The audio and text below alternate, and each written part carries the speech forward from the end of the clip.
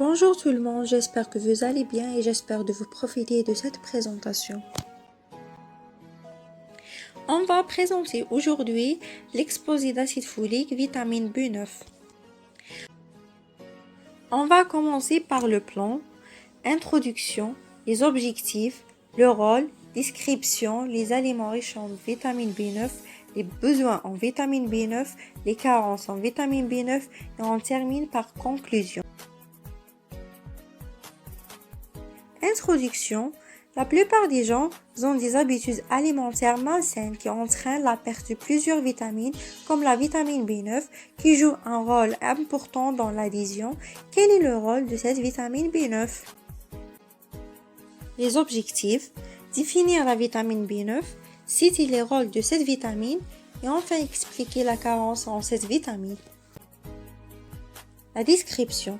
La vitamine B9, comme toutes les vitamines du groupe B, est une vitamine hydrosoluble qui est donc soluble dans l'eau, appelée folate, forme que l'on retrouve naturellement dans les aliments ou acide folique, forme synthétisée et qui n'est pas synthétisée par l'organisme. Et l'acide folique est sensible à la chaleur, à l'air et à la lumière. La cuisson, la congélation et la mise en conserve diminuent fortement la teneur en vitamine B9 des aliments. Le rôle de vitamine B9.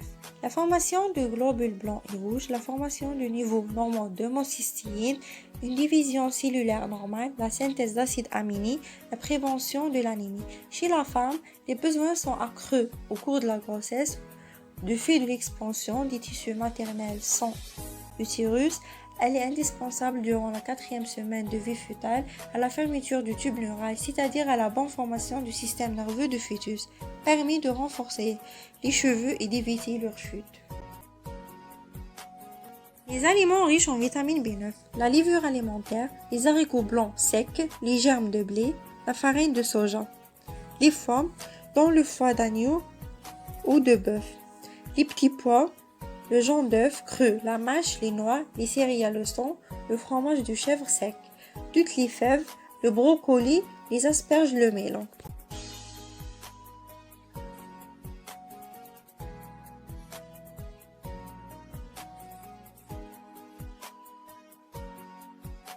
Besoins en vitamine B9. Les personnes se trouvant dans les situations suivantes peuvent avoir des besoins supérieurs en acide folique. Grossesse et allaitement, alcoolisme, diarrhée continue, fièvre prolongée, anémie, maladie intestinale, maladie du foie et de rein, stress continuel.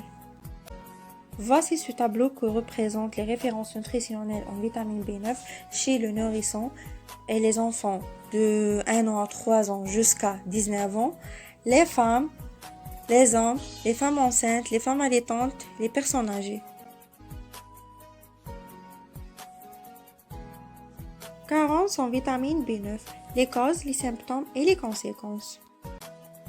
Ce tableau représente les causes de carence en acide folique, les causes en apport insuffisant, les sources régime alimentaire déficient en légumes verts crus, en céréales enrichies, diminution de l'absorption, maladie cœliaque, sprue, syndrome de malabsorption, augmentation du besoin, grossesse, allaitement, petits enfants, augmentation du métabolisme, augmentation de l'excrétion, dialyse rénale, utilisation inadaptée, antagoniste des folates, carence enzymatique. Les symptômes. On a les problèmes cognitifs et les peu pâles, plaies dans la bouche et gonflement dans la langue, dyspnée. On a des problèmes digestifs et sont du goût amoindri. Et enfin, des douleurs dans le corps. Pour les conséquences, on a une anémie mégaloblastique, une diarrhée, une neuropathie périphérique, une confusion mentale et une dépression. Les conséquences pendant la grossesse. Anomalie dans le développement du tissu maternel, retard de croissance physique et mentale chez le fœtus, augmentation du risque de fausse couche, augmentation du risque de naissance prématurée, augmentation du risque d'anémie au cours de la grossesse et la spina bifida. La spina bifida, cette malformation est un défaut de fermeture du tube neural, le système nerveux primitif qui deviendra la moelle épinière. Cette fermeture a lieu lors de la 4e semaine de grossesse, soit au moment même où on apprend généralement qu'on est enceinte. Dans l'idéal, la consommation en vitamine B9 est donc primordiale avant la conception, ou plus tard en tout début de grossesse selon la gravité du spina bifida. Il peut causer chez l'enfant une paralysie, des troubles mentaux et sensitifs, une incontinence, un retard mental.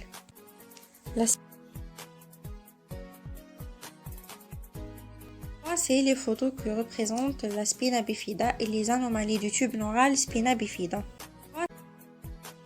La conclusion. Si tu as remarqué chez toi quelques-uns de ces symptômes, tu dois d'abord consulter un médecin pour confirmer le diagnostic. Ensuite, tu dois commencer à changer tes habitudes alimentaires. Et enfin, merci pour votre attention.